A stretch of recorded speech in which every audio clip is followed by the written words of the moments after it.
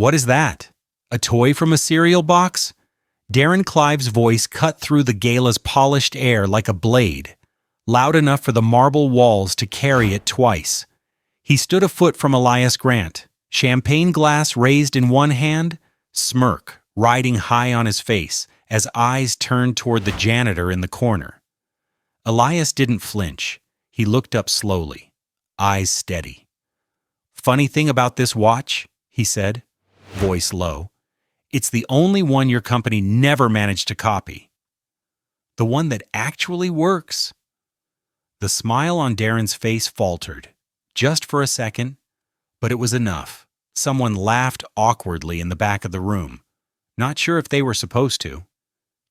If you're the kind of person who roots for the underdog, or wants to watch a smug CEO get wrecked by the man he thought was beneath him, subscribe now. What's about to unfold is poetic justice at its finest. Elias tucked the mop handle behind his shoulder like it belonged there. Calm, precise. "You built a brand off stolen work," he said. "You just never realized the original was still walking your halls." He wasn't angry. That's what made it worse. Darren didn't scare him. Not anymore. The ballroom had gone quiet in that specific way only luxury places can. White linen shimmered under crystal chandeliers. Waiters froze mid-pour. The watch on Elias's wrist, a scratched steel casing, thick glass, humming softly from a gear no one else could replicate, caught the light. He never took it off. Not because he wanted to remember who he used to be, but because his son had once whispered, "It sounds like home." Elias had designed it 20 years ago. He'd drawn the schematics in a garage when Theo was still in diapers, asleep next to his blueprints. Every gear had been fine-tuned with care, and one unique mechanism, never documented, was what made the whole thing immune to failure. But none of them knew that. They only saw the janitor, the silent man in the hallway, the ghost of someone they thought had vanished. He turned without another word, pushing the cart toward the service hallway, Darren's laughter chasing him like static. But something had shifted. A fracture had started, and soon, the man they dismissed would be the only one who could save them from the collapse they never saw coming. Where are you watching from? Because trust me, Darren Clive picked the wrong man to humiliate in public. And the fallout? It's only getting started. Elias scrubbed at the marble edge of the West Wing lobby, still hearing echoes of the laughter. It wasn't the first time someone had sneered at the watch. But tonight, something felt sharper, more exposed. The ballroom was 3 floors up, but he could still feel the tension stretching down like a noose from the chandelier. The gala had been about showcasing the newest luxury line, sapphire-dialed, AI-regulated timepieces built to redefine precision. And yet, they couldn't get one to hold. A charge for more than 6 days. He'd seen the stress in the engineers' faces earlier in the week. The launch deadline had moved up. Production had glitched. They were scrambling. But Darren was too busy throwing champagne and ego to notice. Elias checked the time. 11:42 p.m. The gears in his watch rotated with a soft whir, barely audible unless you were close enough to hear them breathe. He reached into his pocket and pulled out a folded sketch, creased at the edges, ink faded from age. Theo's hand had drawn over part of it last week in red crayon. "Fixed it, Daddy," he'd said quietly. "Your spinny part was tilted." Elias had stared at the tiny line correction for a long time. He didn't have many things left from the old days, just the watch, the sketch, and Theo. He'd left the company with nothing but silence, a buyout, a lie about creative differences. Darren had taken his work and branded it as luxury. Now they were choking on the very flaw Elias had refused to ignore. But they wouldn't come looking for him. Not yet. Not until they had no choice. And when that moment came, he'd be ready. If you're still here, you're one of us. Subscribe now because when part 5 drops, you'll want to be the first to witness what happens when hidden genius walks back into the boardroom he built. Elias slid the sketch back into his pocket, folding the paper so carefully it might have been glass. He rinsed his hands at the janitor's sink, tucked behind the fire exit. Cold water, weak pressure. The kind of space where people passed without ever seeing who worked there. He liked that. It kept questions away. But tonight's question had already been asked, loud, in public. And Elias knew Darren Clive wasn't the kind of man to let a moment like that go unanswered, which meant the clock was already ticking in more ways than one. He finished the shift in silence, taking his usual route through the loading dock, where the night air smelled like wet asphalt and engine oil.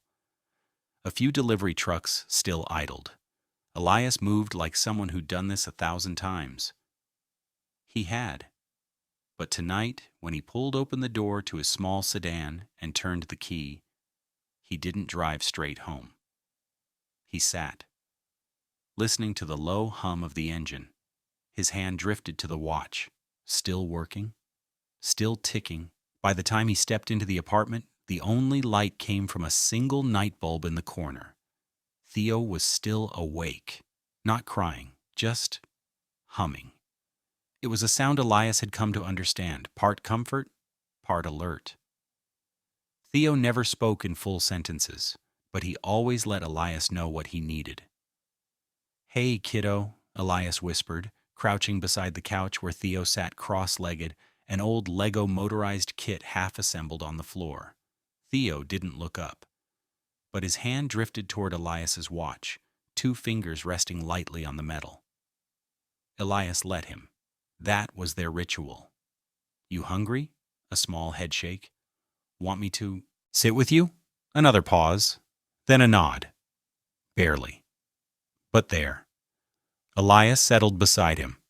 Not much was said between them, but everything was understood. They didn't need noise to feel safe, just presence. Theo went back to stacking gears, red and gray, trying to line them up like something he remembered. Elias didn't correct him, not yet. He liked watching him figure it out on his own. Across the room, a box of old notebooks sat unopened. The blueprints inside hadn't seen light in years. His name was on those pages, in pen, drafted before things went corporate, before Darren, before ego got in the way of function. But even if he brought them out now, no one would believe him. He wasn't that man anymore. Not on paper, not in the system, just a ghost in work boots. Somewhere downtown, Darren poured another drink. He was still fuming. The janitor's comment, it hadn't just been bold, it had been too specific, like he knew something. He'd already told his assistant to pull HR files and security footage. "If he stole anything," Darren muttered, "I want him gone." But that was the thing. Elias hadn't stolen anything. He'd built it. Back in the apartment, Elias was watching Theo align 2 rubber gears. He smiled. "You're off by a 1/4 inch," he murmured. "Try the smaller one." Theo blinked and switched them without hesitation. The whole structure clicked softly into motion. "That's better," Elias said. Theo didn't answer, but his humming changed pitch, just slightly. Elias leaned back and exhaled. He never expected to come back into that world, not after what Darren did. He'd made peace with his tools being misused, with the credit erased. He had Theo, and that was enough. But something was different now. The systems were failing. The gear they couldn't replicate, he knew why. He always had. And if they didn't fix it fast, the whole line would collapse. He wasn't ready to step into that fire again. Not yet. But if it ever touched his son, he'd walk straight through it. Danica Clive hated the smell of stress, especially in her own boardroom, and right now it reeked. The engineers sat rigid in their chairs, eyes fixed on the glowing render at the center of the table. The hologram of the Series 8 watch rotated slowly, as if taunting them. "So," Danica said coolly, "what I'm hearing is that none of you know why it's failing." Silence. Only the faint hum of the air filtration system filled the gap. "There's a flaw in the kinetic loop," said Martin, one of the senior design leads. "We've tried 3 different variants. The vibration disperses unevenly, especially in humid conditions. We're selling this in Singapore, Martin." Danica's voice sharpened. "We don't get to blame the weather." A few seats down, Marilu glanced between colleagues. She didn't speak yet, but her mind was already chasing the pattern. They'd been hitting the same wall for weeks, and something didn't add up. Danica stood, moving with the calm control of someone who rarely had to raise her voice. "We are 9 days out from global launch. This line has already been promised to our top shareholders, and I have influencers lined up in 5 cities ready to roll out unboxing videos." She leaned forward on the polished mahogany table. "You're telling me this billion-dollar flagship fails if someone sweats too hard?" No one answered. The prototype on the table ticked once, then stopped. Danica's eyes narrowed.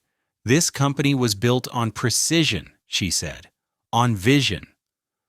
Don't make me start looking for people who actually understand what that means." Her gaze drifted to Mara, pausing just long enough to sting. After the meeting, Mara ducked into the design lab, away from the echo of Danica's words. The prototype failures weren't just frustrating, they were strange. This wasn't like past glitches. It wasn't a bad batch or a coding oversight. Something was missing, mechanically missing. And more than once, she'd caught herself staring at the watch she saw on Elias's wrist last week. The same one Danica mocked in front of a room full of donors. It had looked too familiar. Not in brand, but in build. There was something about the thickness of the crown, the way it sat on his wrist. Like it had a function no one else understood. And when Elias replied to Danica, there had been no hesitation. Mara pulled up the archived patent logs. E. Grant. She'd seen that name before, somewhere in the earliest phase of the company's formation, but the records were vague. Scanned documents, few signatures, no personnel files attached. Just diagrams, intricate ones. She hovered her mouse over one of the early builds. There it was again. The same dual-gear overlay they couldn't replicate now. Back in the break room, Elias was on his hands and knees replacing a filter in the ceiling vent. He moved slowly, not because of age, but because he knew what happened when you didn't take your time with airflow. Dust-choked systems. Moisture rotted wiring. The little things ruined empires. He could hear the engineers arguing through the wall. He didn't need to lean in. He already knew what they were saying. They couldn't get the torque ratio right. They'd never get it right, because the only way to solve it was a gear that didn't exist in their files. He'd designed it by hand, then watched it get erased from history. He finished the vent and stood, brushing the dust off his knees. His watch ticked once, clear and clean. Behind him, Mara passed through the hall, just as his sleeve shifted slightly. She saw it, and this time, she stopped. Mara stopped mid-step, her gaze drawn to the glint of the metal. It wasn't flashy. It didn't match anything in the product catalog, but it did match something else. A schematic from 15 years ago, buried in the early prototypes. "Elias?" she asked, voice steady. He turned slowly, eyebrows raised. "Ma'am, you were at the fundraiser, right? The watch?" She caught herself. "Is it working again?" Elias glanced down at his wrist, then back at her. "Always has." Mara nodded. "Right." Of course she didn't press further. Not yet. But something locked in her chest. That wasn't just a watch. That was a missing piece. Back at her desk, she pulled up the earliest digital archives of the company's founding phase. Danica had always been vague about that time, calling it the garage era, back when the brand was scrappy and the future uncertain.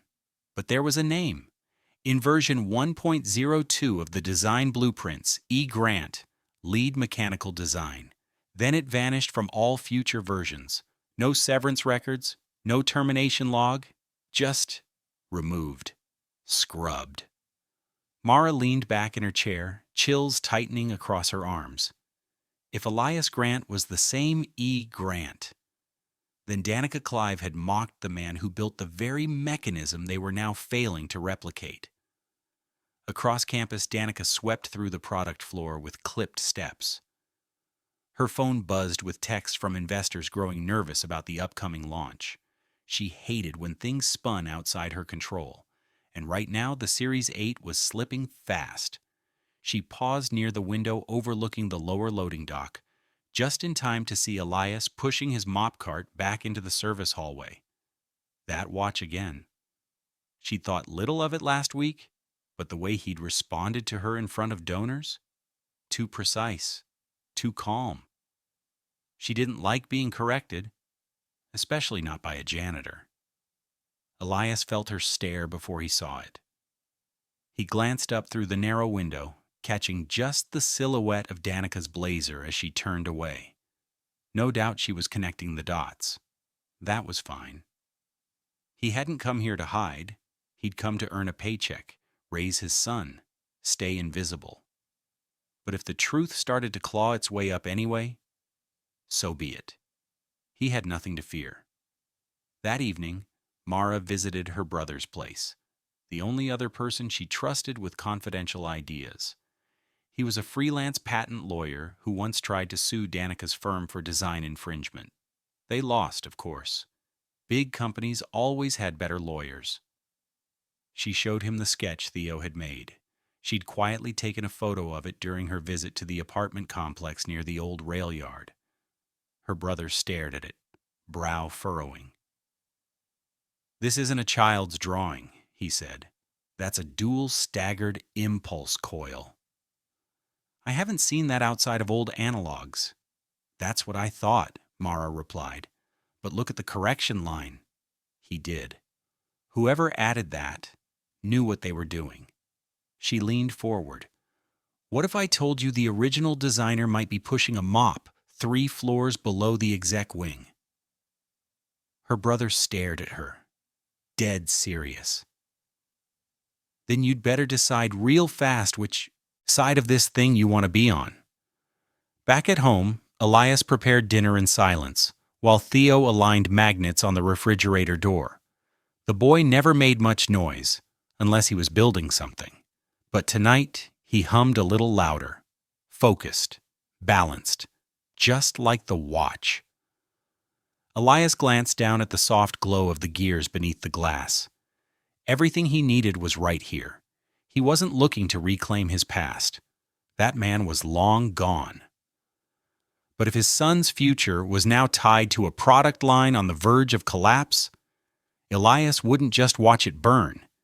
He'd show them exactly what real precision looked like. The elevator chimed, and Mara stepped out onto sub-level 2, an area most executives never visited. She followed the long corridor past shipping logs and chemical storage, her heels clicking against stained tile. She wasn't supposed to be here. But she needed answers, and Elias Grant was the only one who might have them. She spotted him near the maintenance locker, tightening a belt around a water pump. His uniform was damp at the collar. His watch, as always, glinted under the utility light. "Elias," she said, keeping her voice casual, "do you have a minute?" He looked up, wiped his hands, then nodded once. "Sure." Mara stepped closer. "I want to ask you something about that watch." He didn't react, not with surprise, not with fear, just a faint nod, like he'd been expecting this. "Go ahead," he said. Mara reached into her pocket and pulled out her tablet, tapping once to bring up an old blueprint. It floated between them in projection mode, a gear system no one on the current team could replicate. This gear loop, she said, shows up in an early archive under the name E. Grant. Then it disappears. Elias's gaze didn't waver. I've worked on this line for 4 years, Mara continued, and none of us can make this mechanism stable. But I saw something in your son's sketch. And again, on your wrist. Still, Elias said nothing. Finally, she asked, "Is that your work?" He looked down at the watch. It was. For a beat, neither of them moved. The only sound was the distant thrum of heating units and the soft click of the second hand inside the casing. Mara swallowed. "Why are you still here, then? Why not come forward?" Elias let out a slow breath. "Because I wasn't trying to come back. I was trying to raise my son." He stepped to the side, returned a wrench to the wall hook. "I built this before your CEO ever filed a trademark," he said. "And when she bought out the company, she gutted everything but the brand name, including me." Mara stared at him. "You're telling me Danica Clive knew?" "She didn't forget me, if that's what you're asking," Elias said quietly. "She erased me." In that moment, something shifted in Mara. This wasn't just a technical flaw. This was a moral fracture. Danica hadn't just stolen work. She'd built a billion-dollar reputation off a man who now cleaned her hallways. And somehow, he hadn't broken. "What's in that watch," Mara said, "is the only version that still functions at scale. We've tried everything to replicate it. No one can." "That's because it's not digital," Elias replied. "It's intuitive. There's no schematic for the balance. I tuned it by." Mara stared at him like she was seeing him for the first time. "That's why it works," she whispered.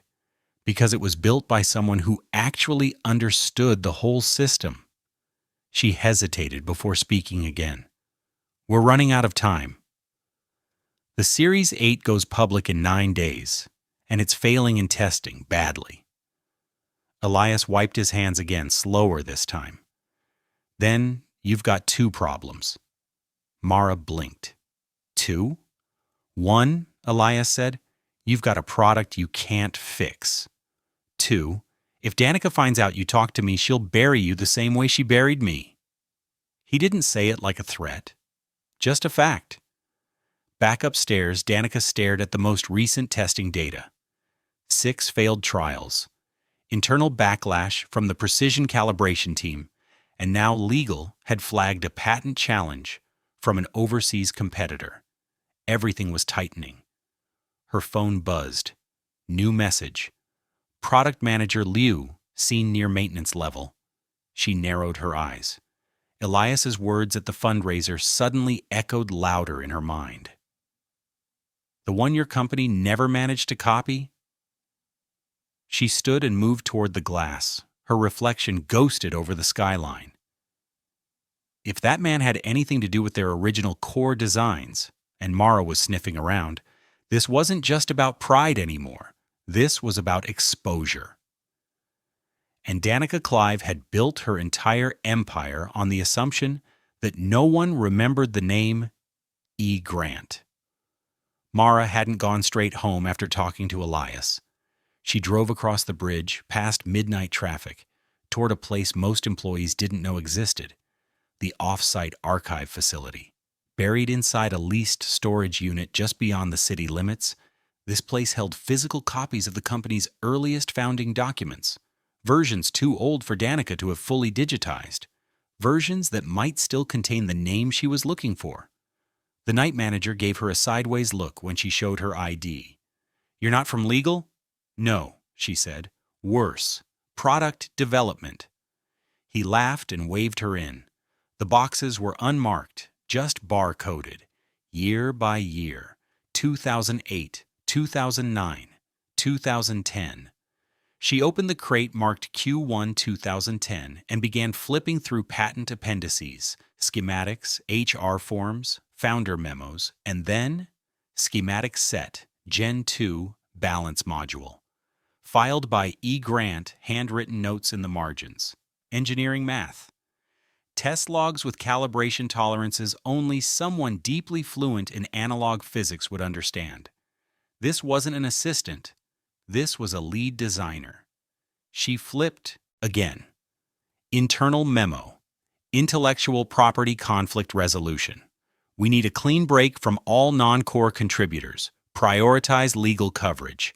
NDA settlements. If E. Grant resists, leverage exit clause under Clause 5. B. Mara stared at it.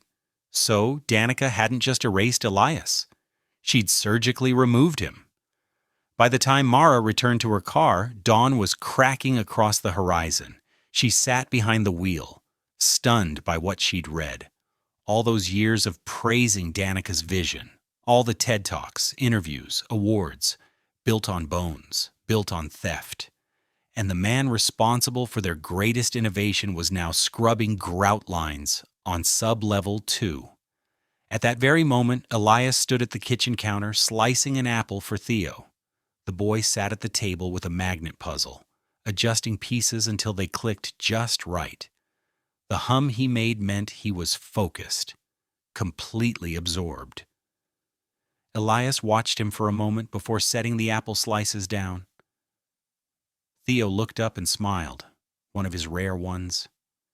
Elias smiled back. He'd chosen this life, not because it was fair, but because it was safe for his son. He thought that would be enough. But after Mara's visit, something had shifted. The line between past and present was thinning. And Danica, she was watching now. He could feel it. Back at headquarters, Danica sat alone in her office, reviewing security camera stills. There it was. Mara in the service wing, talking to Elias. Too long to be accidental. She opened a drawer, pulled out a slim folder, old HR records sealed after the acquisition. She hadn't looked at this in years. But now, flipping it open, there it was again. Elias Grant, former lead mechanical designer, terminated under asset absorption policy, settlement issued, NDA active. Her lips thinned. She'd buried him once, but somehow he was still ticking. Later that afternoon, Mara returned to Sublevel 2, this time with intent. She found Elias near the freight elevator, carting cleaning supplies. "I saw the memo," she said. "He didn't stop moving. I saw your name in ink." "Your math in the margins." He paused, just long enough to let the silence acknowledge her words. "I didn't come here to blow up your life," she added, "but I think they're about to destroy mine. And if they do, I'd rather be standing on the side of the truth." He turned to face her, his expression unreadable. "I built it for people," Elias said quietly. "Not to make someone rich. Not to become a symbol. And now?" "Now," he said, glancing at his watch, "I just want it to work when my son winds it." Mara stared at him, chest tight. That wasn't just humility. It was clarity. And maybe that was what Danica never had. The lights dimmed. The cameras rolled. And the sleek auditorium, packed with shareholders, influencers, and tech media, held its breath as Danica Clive stepped onto the stage. "Today," she said, smiling confidently, "beneath the spotlight, we unveil the future of precision." Behind her, the massive screen came to life, projecting a rotating image of the Series 8 watch. Danica held up the physical model, shimmering beneath the rigged lighting, self-adjusting, climate adaptive, always ticking. Applause rippled through the crowd. She tapped the digital interface. The timer began. Then the watch stuttered, just for a second, a hesitation, then it ticked again, twice too fast. Danica's smile wavered. She turned slightly as if to cover for it. Behind her, the giant screen mirrored the watch's heartbeat sensor. It spiked erratically, then flatlined. The auditorium fell quiet, too quiet. Backstage, engineers scrambled. They thought they'd fixed this in the last test. They hadn't. Danica's earpiece hissed. Signal loss. Restart failed. All 3 units showing torque degradation. She didn't respond. She couldn't. Not with every major investor watching her in real time. The backup unit in the display case suddenly dimmed. Its kinetic function froze. Completely unresponsive. Danica's fingers tightened around the main prototype. This couldn't be happening. Not now. In the audience, Mara-Lou froze in her seat. It was worse than she imagined. They weren't just facing a software glitch or a power issue. This was mechanical failure. It couldn't be patched. It couldn't be faked. It had to be fixed properly from the inside out. And there was only one person who knew how. 3 floors below, Elias stood in the janitor's break room, the TV flickering in the corner as the live feed of the product reveal stuttered. He watched the watch stall on screen. Familiar failure, too familiar. The second gear had shifted under heat tension, exactly as he predicted it would when they removed the dual staggered coil from the original design. It wasn't just broken, it was doomed. He looked down at his own wrist, still ticking, still balanced. Theo, sitting beside him on the floor, looked up and pointed to the screen. The boy didn't speak, but his eyes asked the question. Elias nodded slowly. "I know," he said. "They need help." Back on stage, Danica tried to recover. "We're experiencing a minor transmission delay," she said with a stiff smile. "Perfectly normal under high interference." It wasn't. Everyone knew it. Cameras caught the beads of sweat breaking at her temple. Analysts whispered to one another in the crowd. This wasn't a glitch. It was a collapse. Her legacy, her empire, was falling apart live, and there was no script for that. Mara moved. She stood crossed past stunned reporters and slipped out the side door. She was already dialing her phone. Elias picked up on the first ring. "They're breaking," she said. "Everything's failing on camera." "I saw," he replied calmly. "Can you fix it?" A pause.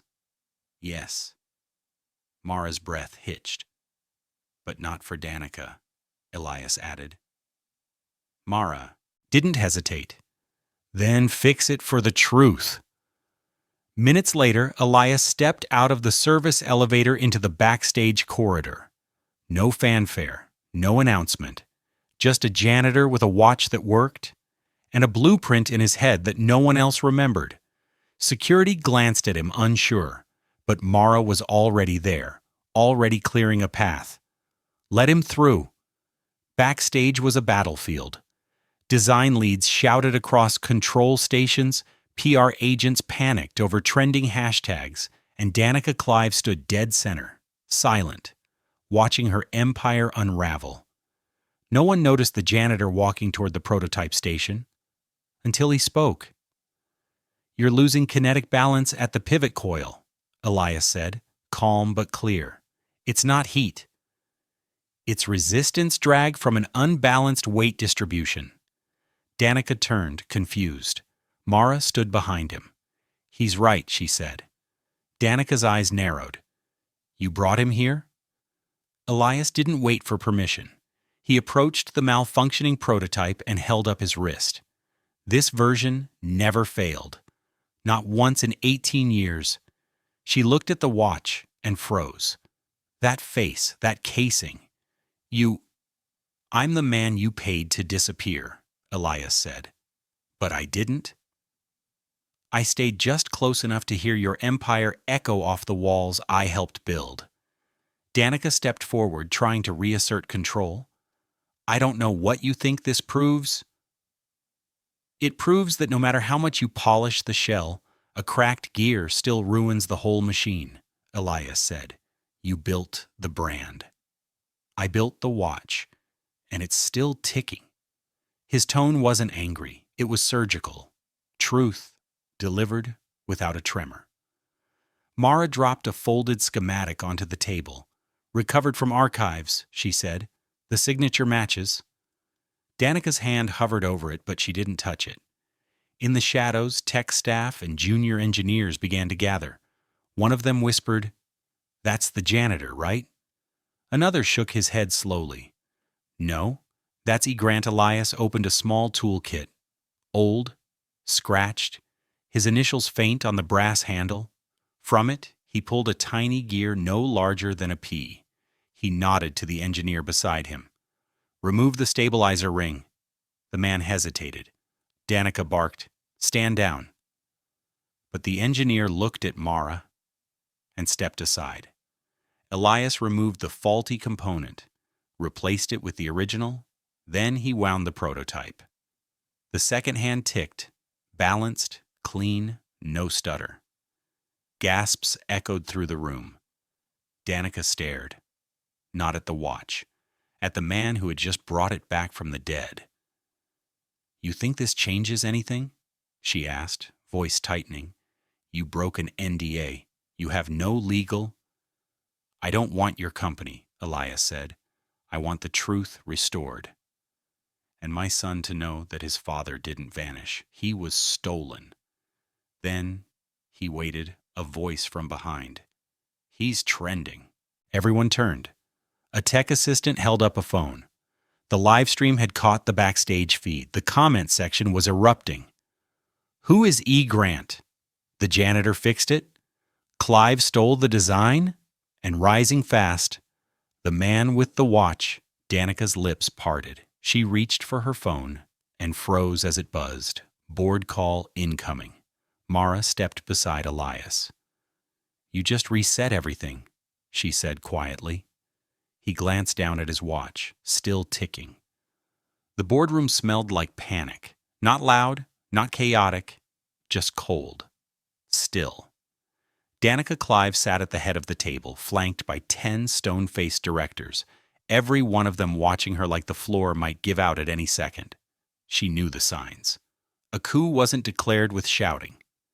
It arrived in silence. "I've handled it," she said flatly. "The stream's being managed.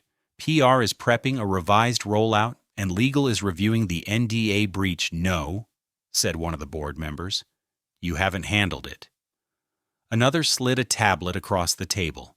The screen showed a freeze frame. Elias Grant holding the corrected Series 8 in his hand.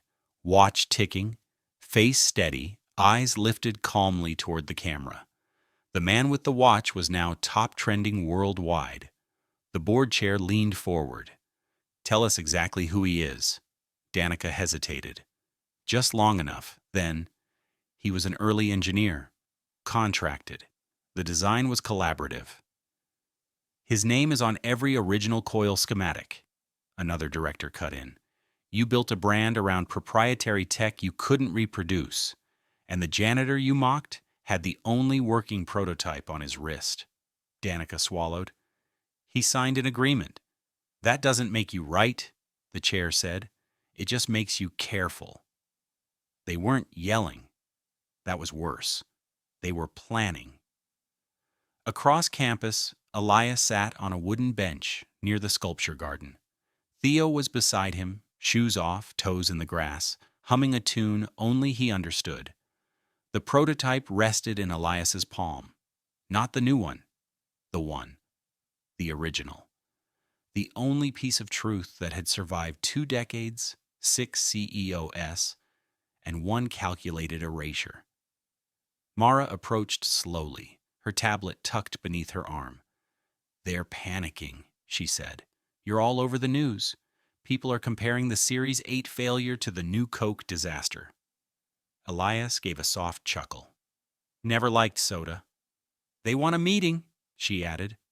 "Board level. Private. No cameras. Danica?" "She'll be there," Mara said, "but not leading it." Elias looked at his son, who now pressed his hand against the glass casing of the watch. "You don't owe them anything," Mara said. "No," Elias replied, "but I owe him everything." Back in her office, Danica stared at the one thing she couldn't delete. The original performance logs, restored by the compliance team, all signed by E. Grant, all showing mechanical specs still. unmatched by any current build. She tossed the tablet aside and stood. There had to be a way to twist this, to keep control. She just hadn't figured it out yet. That night, Elias pulled out the original blueprints. Not digital, not even copies. Hand-drawn sheets with smudged pencil marks and oil-stained corners.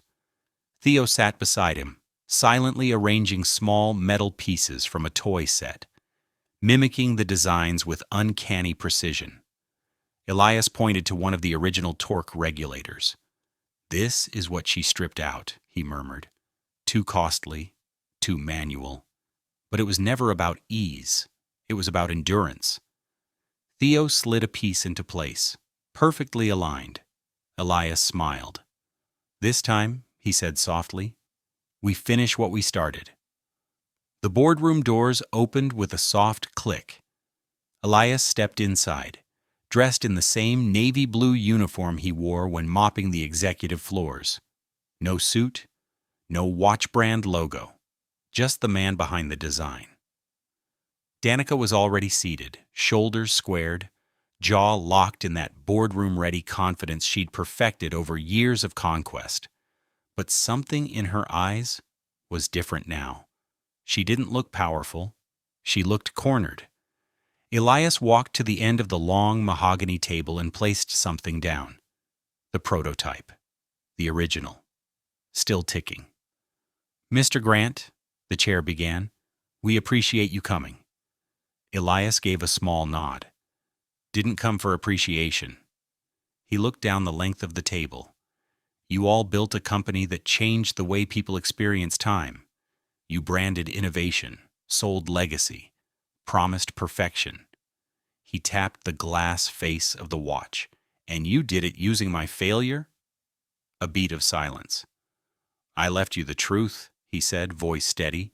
"You just buried it." Danica leaned forward. "You were compensated." "You signed an NDA." Elias met her gaze.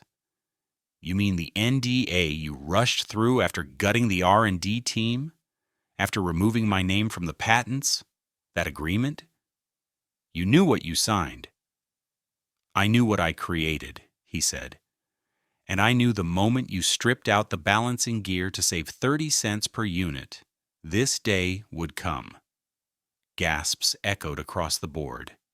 Danica tried to recover. "You never built the brand?" "No," Elias said, turning to the board, "but I built the thing that made the brand worth anything." He opened the toolkit again. Same worn brass latch. Same soft click. He removed the tiny tuning gear and placed it next to the Series 8's current failed part. "Your line fails because it tries to replicate something it never understood," he said. "My watch works because I knew how to listen to it." One of the engineers leaned forward. "That gear, the weight ratio, isn't documented," Elias finished, "because I tuned it by hand. It's not on any schematic." Danica looked around the room and saw it happening. They believed him. The board chair folded her hands. "Mr. Grant," she said, "we would like to formally offer you an advisory position to oversee the relaunch and help restore public confidence." Elias didn't move. "I'm not here for your titles," he said. "I came to make something clear." He turned to Danica. "For 20 years you wore my silence like a crown. But from this moment forward, you wear the truth." Danica's mask cracked. Not all at once, just in the eyes. "I built this empire?" she whispered. "No," Elias said. "You scaled it, but you built it on someone else's foundation and hoped no one would ever find the cracks." He turned back to the table. "This company doesn't need another visionary. It needs someone who listens when things go quiet." He tapped the prototype once. "Like this." Mara watched from the side of the room, arms crossed, eyes bright. Danica didn't speak again. She didn't need to. The board's silence was louder than any vote. Outside, as Elias stepped into the late afternoon sun, A cluster of junior engineers stood waiting. One stepped forward. "We've been reviewing your original build logs. If you ever wanted to walk us through them." Elias smiled. "Bring coffee." The workshop was quiet again. Elias stood over the old drafting table, fingers running along the grooves where pencils had worn the edge smooth. Dust caught the evening light through the window, swirling like memory. Theo sat nearby on the floor, building a gear system from spare watch parts and copper wire. He wasn't humming today, just focused, calm. The way Elias used to be, before everything was taken, before he'd been made invisible. But now they saw him. And more importantly, Theo did too. On the table lay the watch, still ticking, not because of the press, or the scandal, or the boardroom gasps. It ticked because it was built to last, because Elias knew how to listen. He adjusted one of the casing bolts with a jeweler's screwdriver, then nodded to himself. Done. Mara entered quietly, a slim envelope in hand. "Final documents," she said. "Formal recognition of your original patent contributions. They'll reissue the filing under your name." Elias nodded. "Thank you." She hesitated. "You sure you don't want the advisory role?" "I've already got a job," Elias said, glancing at Theo. "Better hours. Better company." Mara smiled. "Fair enough." She set the envelope down and turned to leave, but paused at the door. "You changed something, you know," she said, "not just for the company. For all of us who were told to stay quiet and fall in line." Elias didn't respond. He didn't need to. That evening, Theo brought him a small box. Inside was a watch face, slightly crooked, clearly handmade, and a tiny note written in crayon. "I fixed one too." Elias held the piece in his hand, heart swelling. This was it.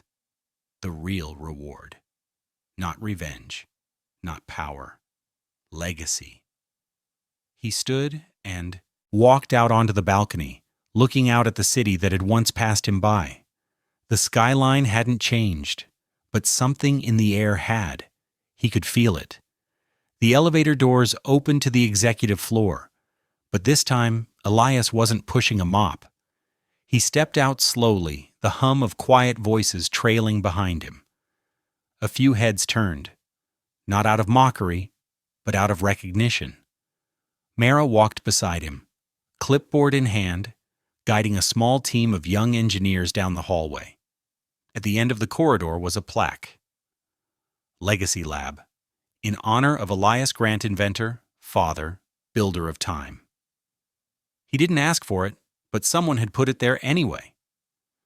Inside the glass-walled workspace, Theo sat cross-legged at a workbench, helping one of the interns align gear components. He wasn't just mimicking anymore.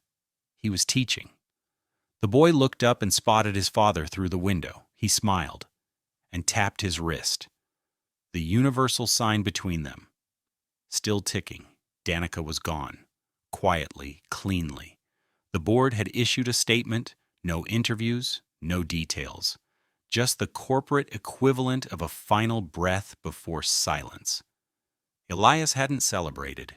He hadn't needed to. The truth didn't scream when it arrived. It simply stayed. That evening, Elias stood outside the building, one hand resting on the railing, the city lights rising behind him. He took off the watch, the original, the one that started it all. He held it in his palm and listened. The rhythm was still perfect, unchanged, steady. He turned it over and placed it gently into a small velvet case, not to bury it, but to pass it on. Some victories don't come with applause, some aren't shouted, some don't even feel like wins. They feel like peace. And sometimes peace is the loudest kind of justice. Subscribe and don't miss our next story. The janitor was asked to erase the whiteboard. Instead, he corrected the equation that saved the project. Trust me, you'll feel it. And tell me in the comments, what injustice should we tackle next?